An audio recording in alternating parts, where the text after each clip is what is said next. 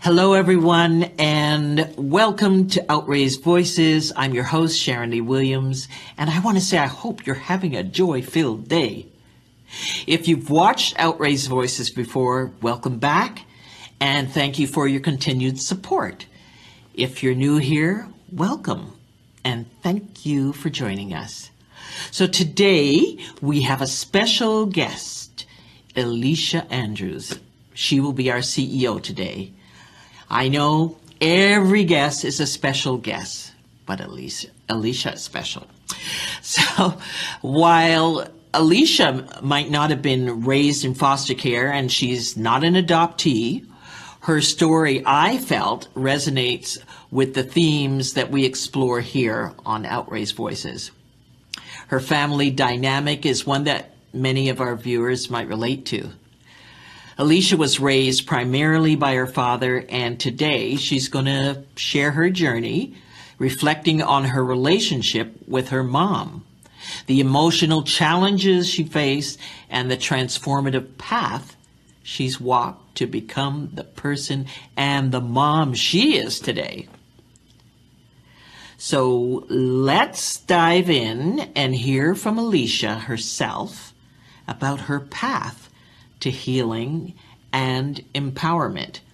But before we do that, I am going to read Alicia's bio. All right. Alicia Nicole Andrews, mentor and author of the newly released book, Get Real. I am triggered. I love this title. How to Parent with a Narcissist and Disarming Triggers.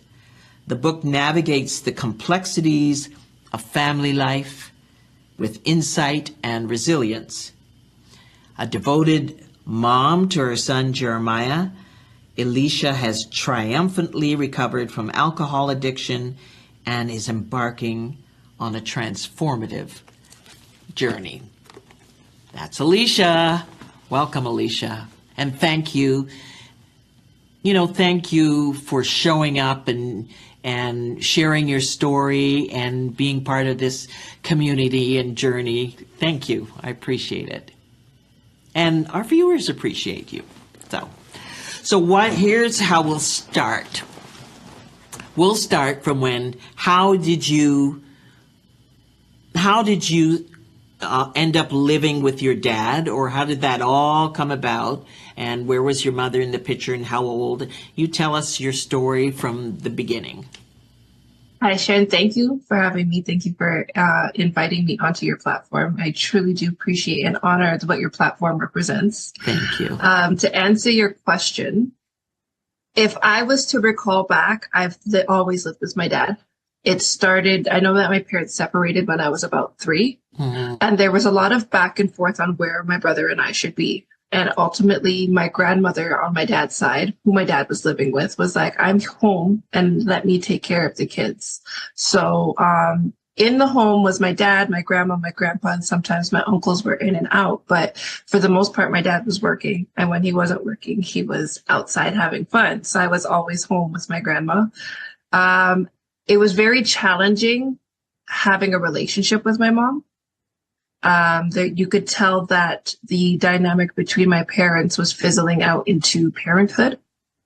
Oh. And it was Can I just stop you for a second here? So just because when you say your dad raised you, but you're almost like, just for our viewers, it's almost like kinship care. So your grandmother, you end up with your grandmother predominantly because your dad is doing other things or growing his way, or so you and your brother are there in kinship care. So they're separated, but do you see your mom? How often do you get to see your mom? Initially, I believe it was every other weekend. It wasn't consistent. By her choice, or? I think it was both. Oh, okay. At times, my dad was being complicated and making it hard for her to have a relationship with us. Right. I remember times where she would try to come and pick us up, and there would be a fight at the door. And then it would be, your mom doesn't love you. Look how she never came to pick you guys up. Yeah. And so there was those challenges in trying to figure out where I belonged and how come everybody else had their mom and dad together. And then here we were and barely knew who our mom was. Right, right. So you remember those, when do you really start to feel those feelings that? I want to say that it really started to hit home when I was between 6 and 8 in that transition period. By the time I was 8, we had moved into a house. So we were in an apartment together up to this. And it was me, my dad, and my brother in one room. And my grandparents had another room. So they bought a house and I got my own room. And I remember being 8 years old, staring out the window like, I just wish on this star that I would have my mom. I want to have my mom. I want my parents to get back together. I want to know what normal feels like. And a year after that, she had my sister. And my dad would use that as kind of like a, look how she's always with the baby and she's not with you guys. By the time my sister turned 1, I was in the hospital for a week with an asthma attack. And it was the week of my sister's first birthday. And my mom couldn't come. And my dad used that to be like, the baby's more important. She doesn't love you guys. You weren't even invited to the birthday party. And being 10, 11 years old, you're not thinking, oh, it's because the baby, why you can't, you know what I mean? Like, you're just, yeah. You don't have the language. You don't have all I know is that my mom's not there. Yeah, exactly. So, what you know is, my mom's not here. She made this choice to do that. We don't know all the surrounding, whatever is happening in your mom's life and what's happening there. You're just thinking about you. You're just this young girl and feeling, it's like the sense of abandonment in some ways. It definitely was. I absolutely suffered with this, the sense of abandonment and neglect. I often felt that in every relationship, and I didn't identify that until the last few years, that's what I was pursuing. Wow. So now, did your brother feel the same way, or did you have that conversation, or? It's funny because we grew up in the same house until I moved in with my mom when I was 12, but we have very different experiences and we remember things very differently. Yeah. So when we did end up having that conversation, there was a lot of things that he was experiencing that I had no clue about because I was focused on me. Of course. I am like this. Why is this happening to me? How come nobody loves me? And I didn't even stop to consider that we were going through this together. So have you had a chance to talk to him, or we don't have to have the conversation necessarily, but did you talk to him about those feelings and his feelings? So you're now 12 years old. Does he stay with your dad? Yeah, so he stayed with my dad for a year. I want to say it was the year after that he came and lived with us for a year. And in that year, he was like, oh, no, I'm going back to dad's house. This is too much. Oh, wow. It was a lot going on. So he moved back in with my dad, and he stayed there until we were adults, in late teens, early adulthood. I think he did like a year or two of high school with my mom. But at that point, I'm 3 years older than him. So I was already living my best life. So we didn't have that. I was living my best life. But so let's take it back. You're 12 years old. So how does this happen that you end up living with your mom and your dreams come true and the star, wish upon a star, and here you are? It was a lot of moving pieces. I was being extremely rebellious. I was going through what I didn't realize or identified as struggling with the impacts of sexual trauma. And so I was projecting it in every way possible. And so at this point, I had the internet at my fingertips. So I was sneaking off, and I was 12, sneaking off to sign on to Black Planet, sneaking off to sign on to, like, B2K was my favorite group at that point. And they had little forums with fan fiction. So I was able to sneak into those little rooms and have adult conversations with adults. Ooh, that's a big topic right now. Big topic. and I was addicted to it. So I used to get in trouble for constantly being on the internet and having conversations with older men, but that's what I was familiar with, right? And nobody knew I was struggling. I didn't express it. There was no big conversation about it. And And did one you day, know you were struggling? Because you're just going through, you're doing this, you're doing the doing and being the yeah. being, but did you actually say, oh, I'm struggling to myself? No, it's No. funny enough. Last year, when I identified it at 31 years old, I said I spent my whole life saying to women, like, I don't know what that feels like and not being able to relate to their childhood trauma. And then I was like, that's because I normalized it. I didn't realize it was abuse. I didn't realize that it wasn't okay. And that's what I brought into my relationships with me and what I expected out of people. So it wasn't until I was 31 that I was like, oh my goodness, I've been abused my entire life. And that's what framed my idea of what relationships and sex should look like.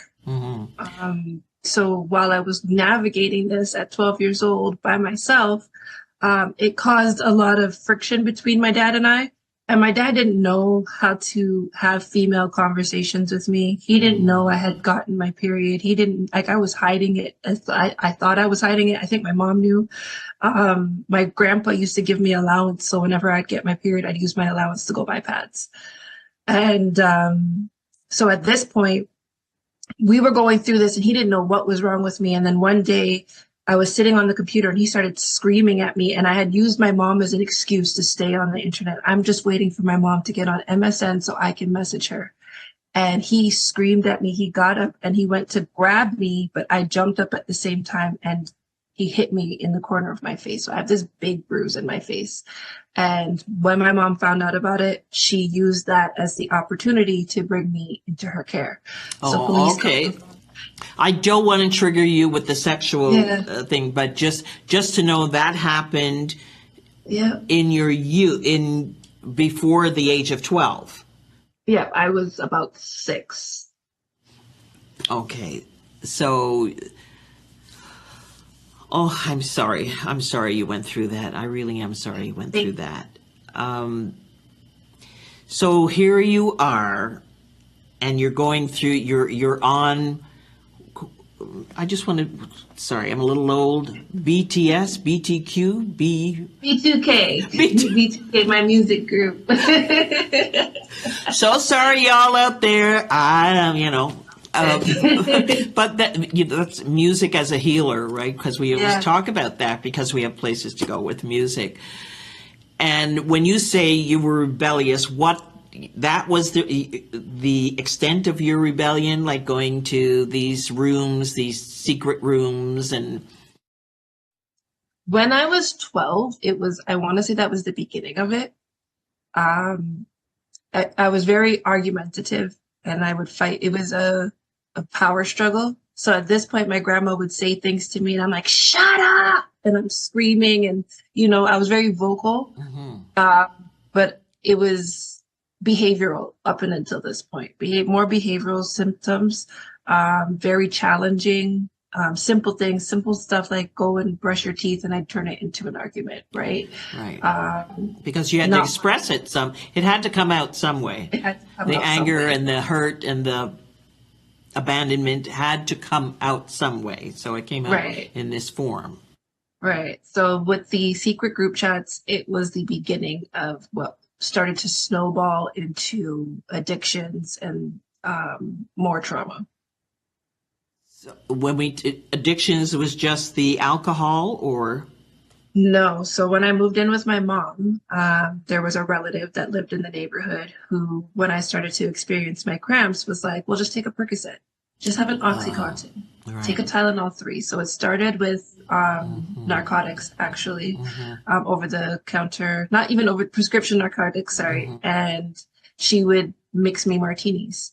Have an apple martini. Here's a beer. So I started drinking at about 12, 13 years old. And it was normal because that's what everybody around me was doing. That's normal.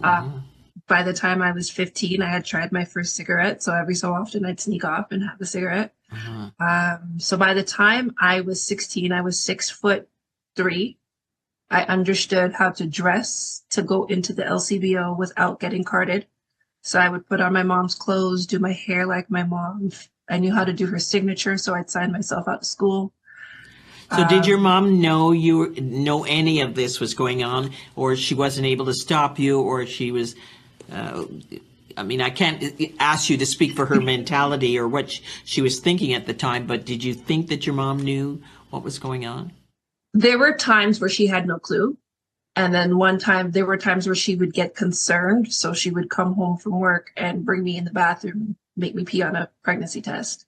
Or she would open up my mail and go through my bank statements just to figure out what's going on because she knew there was something off, but she couldn't pinpoint it. Mm-hmm. And there were times where she did know, but she just didn't know how to stop it. So Right. she would try to involve maybe other family members or community, and that made it worse. When the school, Why does that make it worse? it was who she called. Some of the people that got involved didn't even know how to communicate with a teenager, much less one like me. Mhm. Some of them blamed me for the way that I was behaving. Of And course, yeah. there was a time where, as far as was concerned, I had just lost my virginity because I couldn't remember what happened to me as a child. I was 15 when it happened, and we got caught, but it was not consensual. I did not walk into this knowing that that's what I was going to do. So when I gave voice to what happened and expressed it, they said that sounds like rape. And I was like, I guess it's rape. So me now as an adult, it was rape. But when I had expressed it, all of the adults that were involved blamed me for it because he said it was consensual and they went with what he said. So it changed the way I trusted adults the first time that I spoke up about it. Mm-hmm. So every time those adults got involved, I didn't want anything to do with them. Yeah, that happens. You hear that, and I've heard that when I was young. Or the way you're dressed had something to do. You had no business up in there. Why were you You were flirting, and boys are boys. We hear all that when we're young, and how the fault is, the blame is put on us, as if we are trying to have this. It's a destination. It's not a destination. So, so now you're 15 and you're going. All right. So I'm just getting the timeline. So from 12 on, you're with your mom, and you're now going through all these. You're going through addictions. You're going through whatever you're going through, young teenage rebellion. And when do you decide that you're either had enough, or when do you decide you're going to try and mend the relationship with your mother? When does that become important to you to do that? Funny enough, I spent a lot of time seeking her approval. Mm-hmm. So I became a people pleaser. I would do things just to be like, see, I'm here. I did it. You love me. Like, let's do this. We're in this together. Mm-hmm. And so there were times where it would start out like, okay, we're mending this relationship. We're figuring each other out. And then here comes somebody else, another relationship in her ear to be like, your daughter's a problem. She's a menace to society. She's bad. She's all of these evil things. And their voices would take control of our relationship. It would change the dynamic again. So there were a lot of times where I got kicked out consistently, and I would still come back home and I would stay with friends. I'd get into more trouble outside, get assaulted again, become even more addicted. I had fake ID. I was getting into the club from the moment I was like 17. When I got into my 20s, by the time I was 24, I stopped going back home. It was no longer an option for me. So I couch surfed. I bounced around. Are you working at this time? Did you have a job? I was almost always working. From the time I was 16, I had 2 or 3 jobs at a time. So school wasn't even a priority to me sometimes. I dropped out for a year, went back and finished.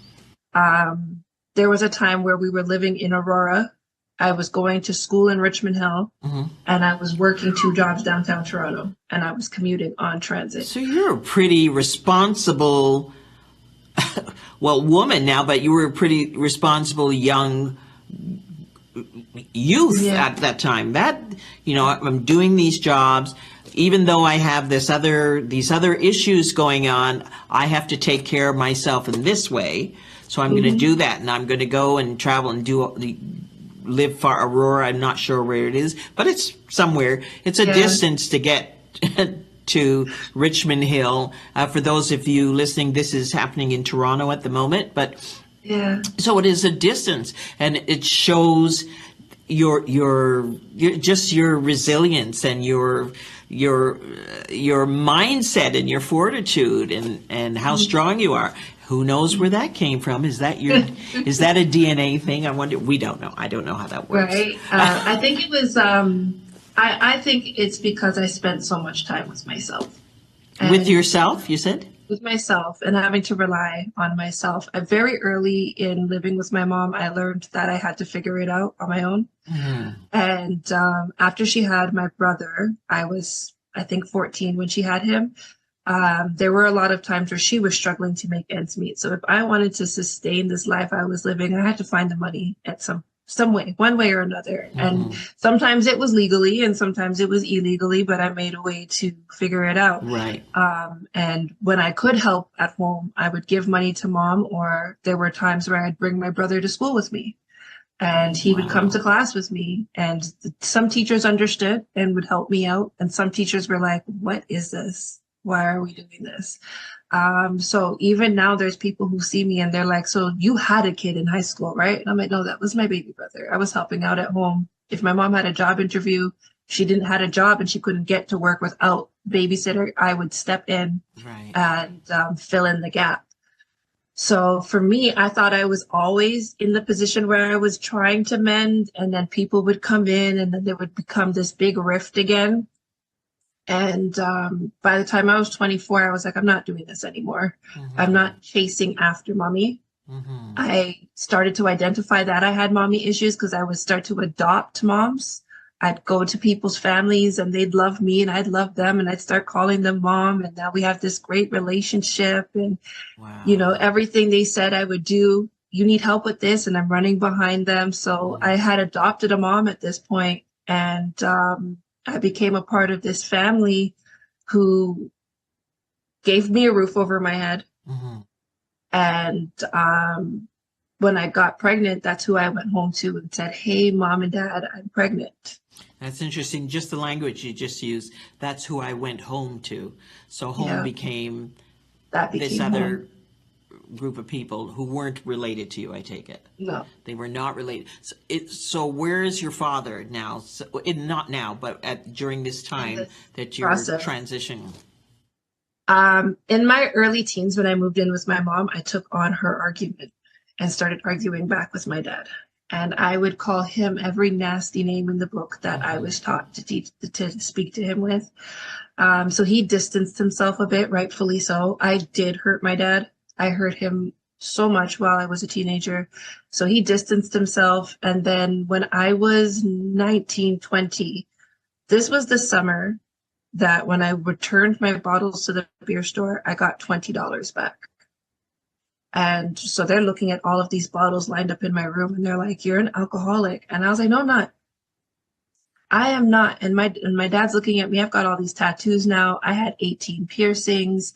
I was chasing pain. So as much as it hurt, I was there for it. Wow. And I enjoyed it. Like I used to go to fetes or soca parties and get bruised and wake up the next morning and I'd be counting my bruises. Like, oh, look at my stripes, my trophies. I had a good time last night. So at this point, my dad had distanced himself a bit. So when I did get pregnant, I didn't tell him until I was about 3 months pregnant. I was 25. I said, Dad, I'm pregnant. And the father doesn't want anything to do with the situation. But being who my dad is, he jumped right in. He's like, I'm going to be a grandfather.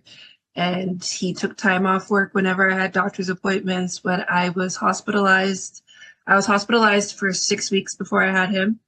and before I had my son, and my dad was in the hospital with me. Sometimes he'd come in after work, he'd spend hours with me, and he Wow. was just right there as if nothing happened. So this reconnect happens when you think your dad is like, whatever the name calling goes on, he's not going to be there. The love shows up when it was really, I mean, it was always needed, but this is like a Mm, big part of your life here, being pregnant. Lord knows I know that one, but yeah. that's a big part of your life. Now, while this is happening, he shows up in the hospital, and now where's mom with the pregnancy? Um, so when I got pregnant, mom and I weren't even speaking. And then I showed up and I went to her house. Sorry, I went to her house and I said, so I'm pregnant. I'm 4 weeks pregnant. And she was like, okay, all right, let's try to figure this out. And she knew the living situation I was in. So she was like, okay, come home. I tried to come home for a few weeks and her husband was there and it just did, we did not, we were fire and Didn't water. It just, gel. Yeah. oil, it did not work at all. Yeah. So I ended up leaving again and staying with my dad after I got out of the hospital. I lived with my dad for a year, Hmm. um, which was a blessing and very eye-opening that he would even open his door. Because at this point, he's married. He has his stepkids. They're in a house together, and he lets me in with my son, and I stayed with them rent-free for a year. It was such a blessing. But at this point, my mom and I are now trying to figure out what this looks like. So we'd communicate. So this We'd is while laugh. you're with your dad. Your Yeah, your mom is saying, "Okay, let's try and work this out because I really want to be there for you, and you really want her in your life. I mean, you really want this same wish upon a star thing. mm, You know, you still want that. yeah. So how did you work it out? Um, Funny enough, again, last year, I'm 31 years old and I'm going through this healing journey. And as I'm getting sober, my childhood's coming back to me. Memories are coming back to me, things that have happened to me. So I had started communicating with my family, like, this happened. Do you remember this? Did you see this? Were you aware of this?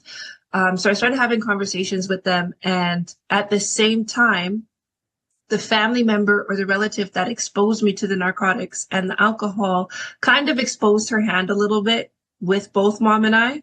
So she was Oh, on the phone saying one thing to me, and then she'd get on the phone and say another thing to mom. So we were having issues with each other and didn't even realize it. I was like, why is mom acting like this? Why is she treating me? We were fine yesterday. Where is this coming from?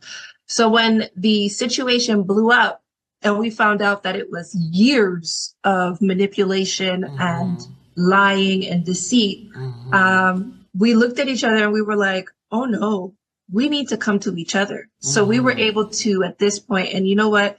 It had to happen at the time that it did, because if this happened years ago, we wouldn't have been in the place to hear each other. mm-hmm. But we Yes. sat down and we were able to say, okay, this and this and this happened. This Mm-hmm, bothered me. This is where I felt like I needed an apology. And we were able to have an open conversation. So mm-hmm. since March of 2023, we've been rebuilding and Wow. getting to know each other for who we are today instead of holding yesterday against each Yeah, other. holding the old story because it's Yeah. all growth. It's not. I always look at it because your mom was a child somewhere, and Yeah. whatever was put in her head, and how that whatever she brought to her relationships and her children, and the growth that happens, it doesn't stop. It doesn't Right. stop. Right. And especially when you love somebody and you want to be there for them and you want to be better, and being a mom is a huge thing. So Hmm. so it takes all this time to get there. Now, as a mom, did you notice? I don't know, how old is your son? He's turning 8 this year. So have you noticed your parenting style has changed? Now you're a single mom, I understand. Yeah. So Yeah. has your parenting style? It How is your parenting style? Luckily for my child, I took a child and youth work program a year after he was born. So it gave me a different type of foundation to parent from to identify who he is. So I knew from he was 18 months that he has autism. It hasn't been diagnosed yet. We finally got an assessment request for that. So he has But autism. I've Okay. been, I would just being able to label the behavior made me different from my parents because my parents ran from my ADHD assessment. And I feel like had they gotten my ADHD assessment and diagnosis, it would have been able to put a root cause to the help that I needed and given me access to resources and therapy that I needed at that time. Even just behavioral, like if we're going to remove the trauma off the table, there was still the behavioral piece that needed to be addressed. Right. So, putting a name to my son's behavior and identifying who he is and parenting him based off who he is. And when I identified my trauma, I was able to realize that traumatized parents raise traumatized children. I was parenting from my trauma and exposing him to the things that I experienced. And when I realized that, it changed how I communicate with everybody and what he witnesses. For example, his father's not around, and I am co-parenting with a narcissist. So there was a lot of arguments that I didn't realize were set up, but he anticipated my reaction to it because I became what was making me sick. So wait a minute. Your co-parent, the dad. So that's good because I wanted to get to that in the book. Your son's dad is the narcissist. Yeah. Okay. Yeah. So you're coping. Well, I just want to say this. I want to say congratulations, but I don't mean that. I mean it bigger than that. Bigger than that. What you've done. Overcoming a lot of these traumas. And I look at your tattoos, which happen to look beautiful, and I'm saying those are your scars in a way. Yeah. Those tattoos of resilience, those tattoos, your journey, those are your scars. Yeah. And I just wanted to say that because honestly, I hope you look in the mirror and applaud yourself and say, I'm doing my thing. I'm living my best life. And just, you're teaching your mom. You've taught your mom because, and I'm not speaking for them, but all the diagnosis, my son is 36, and all these diagnoses that came in, ADHD, and now that is especially for a Black family,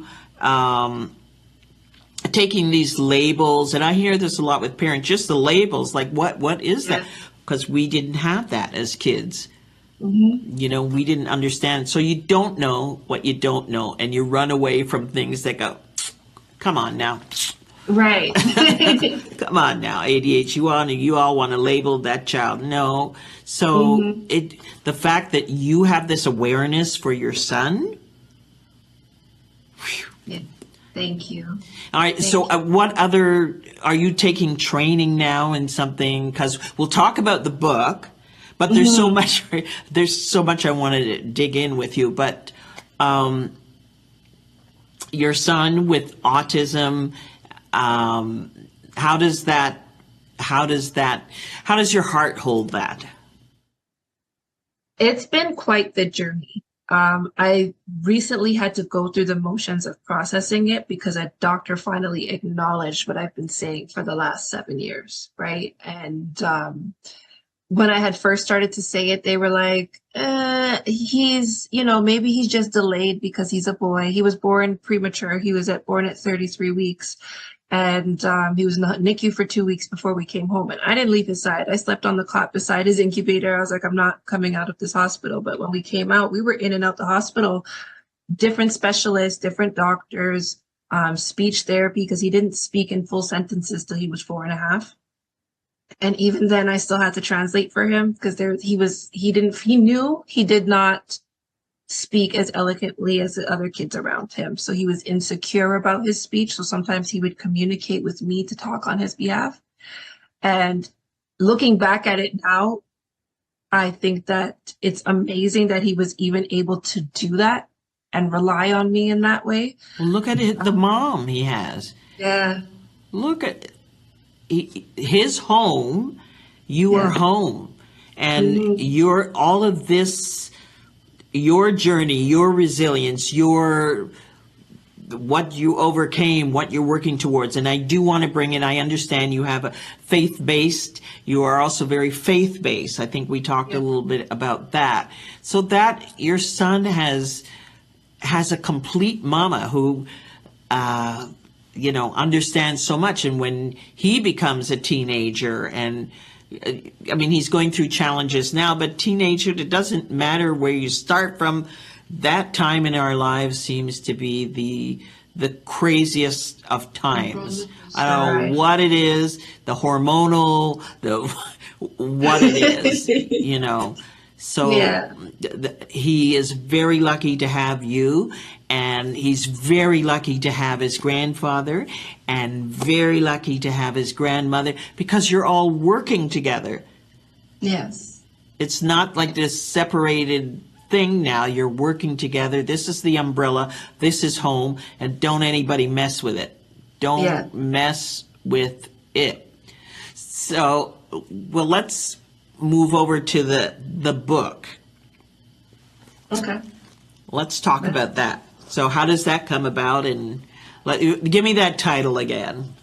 Get Real, I Am Triggered. This is it's a great title. Great title.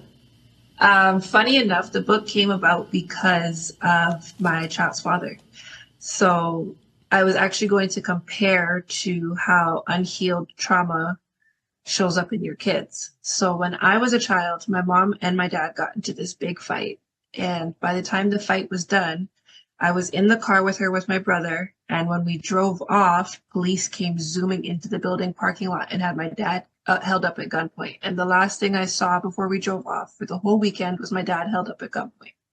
And I had to spend the entire weekend wondering if my dad was okay. Is he in jail? Did he get shot? Came home the Sunday. My dad was fine, but he never spoke about it. And there's a lot my dad doesn't speak about, so I hope he doesn't mind me telling this story, but he doesn't talk about any of it. So when I became an adult and I realized all that we went through as kids, on top of me taking things out on him, regardless of how I feel he handled the situation, he went through a lot and was a buffer for a lot of the things that we experienced as kids. And while I was processing that, the courts had given my child's father access again to see my son. And in one of the weekends that he was supposed to pick my son up, 2 weeks prior to this, I had said to him, you show up here at my building with your girlfriend. I've never met her. I had no clue at this point. It was his fiance. I had no clue what was going on.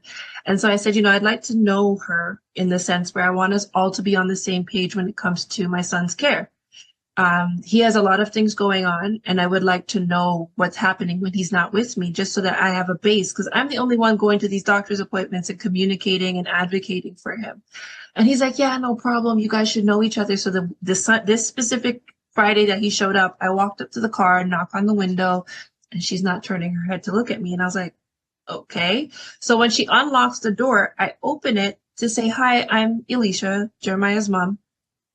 And he starts to lose it in the back seat. He yanks my son out the car, drags him out.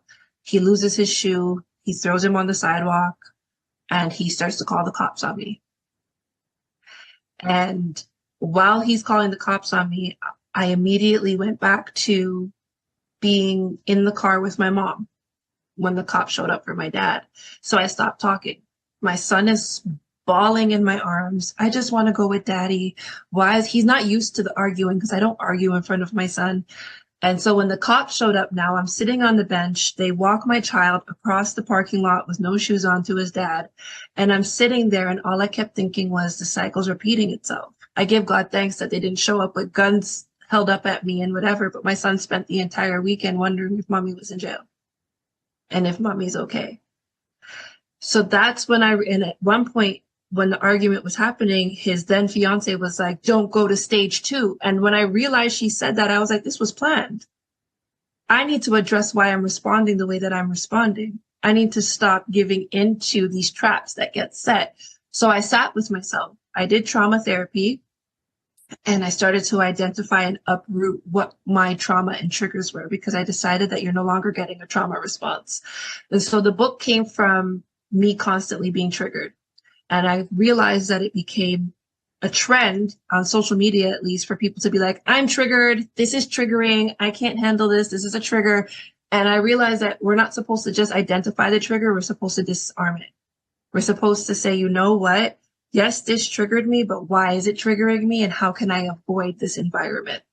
And sometimes a trigger is your internal indicator saying this is not safe. But when you get traumatized, the trauma creates a scarring on your brain. If you ask me, like, it puts you in this, I call it a room. It isolates that trauma age into a room where you go back to that room in your mind sometimes and replays the same scenario over and over again. And until you address and identify that the room is there, it starts to create other areas of your life and domino effect in other areas of your life. So for me, my coping mechanism when I was triggered by trauma was to go to the bottle, to start smoking. I went my whole pregnancy not smoking a cigarette. And the second my child's father traumatized me or triggered me, I went to the convenience store and I got a pack of cigarettes. So I had to figure out what I was using to cope. Why was I coping this way? And identify healthy coping mechanisms going forward. What is my love language? What is my, is it sense? What sensories do I need? What do I need to stimulate? And when I was using sex for comfort, what could I use in place of that? Because it wasn't real. There was nothing genuine about the connections I was making when I was running to sex. So what is it and why is it? So when I was sat down with the book, I had to sit down with myself and I had to reverse engineer how I got to where I am today. Wow. You are awesome. You are Thank you. awesome. Just the fact that you've stepped out and found out trauma therapy. So your son is in good. It's like you're in good hands. Yeah. You're readying yourself just in case. And you've learned so much about yourself because trauma, like you say, will show up somewhere when you least expect it. And it seems like you are so prepared. So when is the book coming out? Or it's out already, or? No, so the launch date is July 5th. So we'll be out next Friday. So July 5th, everybody, 2024. And is this self-published or? Yes, so it will be available on Amazon. On Amazon, available on Amazon. So what do you, because I always like to leave our viewers with something, I don't know, what would you like to say to someone who, because you've given inspiration, you're inspiring, because you've come through that, and that's what we talk about, the arc, and how you can come through, and what forgiveness looks like, and trauma, because that's very important. So what would you like to, as your final sort of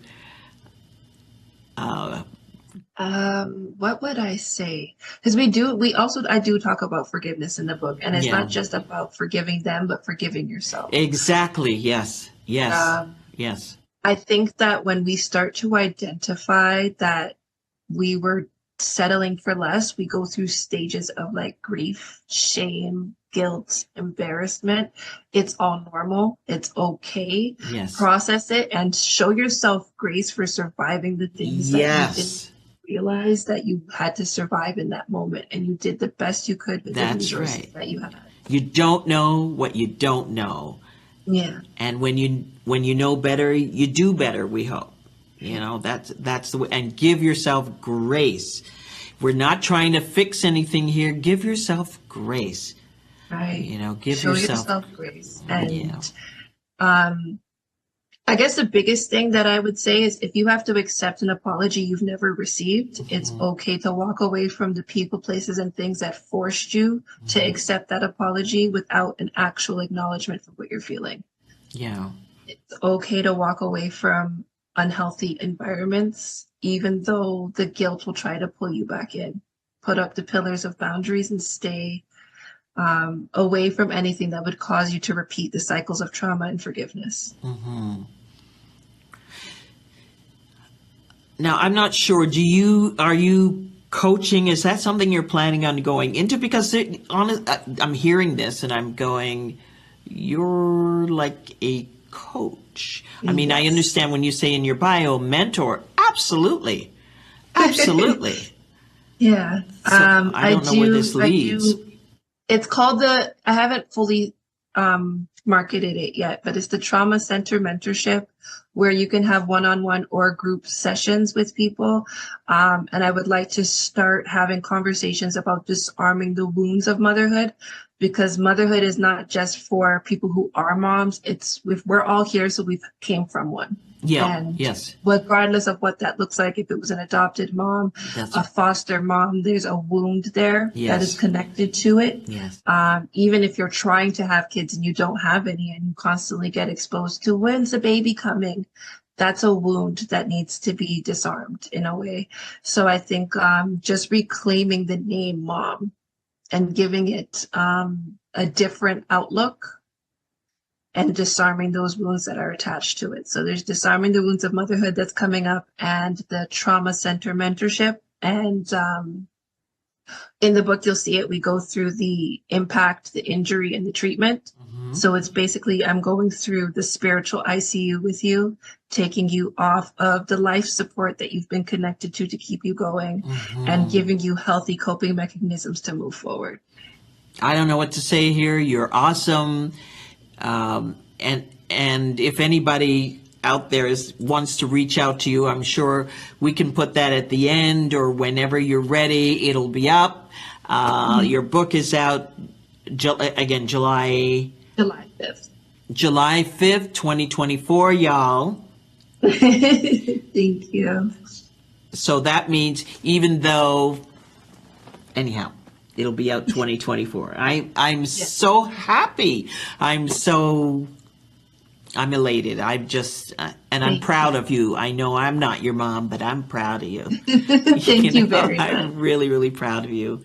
I want to thank you for sharing your journey, your story, because as I say to people, your journey matters, your story matters, your voice matters.